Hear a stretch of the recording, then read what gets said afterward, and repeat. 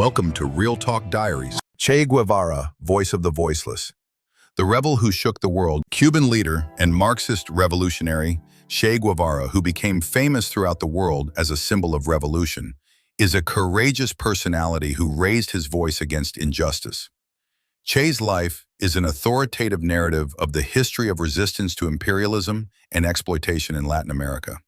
His life, self-sacrifice, and political vision became an inspiration for many youngsters across the world. Che's travels took him to many poverty-stricken areas of Latin America.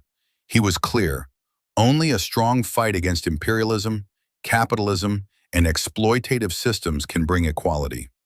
In his journey from Machu Picchu to Peru, the misery he sees, the pain of the people, all this forms his revolutionary consciousness. Fidel Castro and Che Guevara first met in Mexico in 1955. Che joins a group of revolutionaries who, under Castro's leadership, are preparing to fight the syndication system in Cuba. He became a loyal successor to Castro and a key leader of the Cuban Revolution. In 1956, Che and others crossed into Cuba on the boat Granma and began a fierce guerrilla struggle. In 1959, the revolutionaries succeeded in overthrowing the regime of Fulgencio Batista. Since then, Che Guevara has held many high-profile positions in Cuba, such as Minister of Industry and head of the National Bank. After the Cuban Revolution, Guevara tried to support labor revolutions in other parts of the world. First, he went to Congo and then to Bolivia. He hopes to build a strong revolutionary network in Bolivia.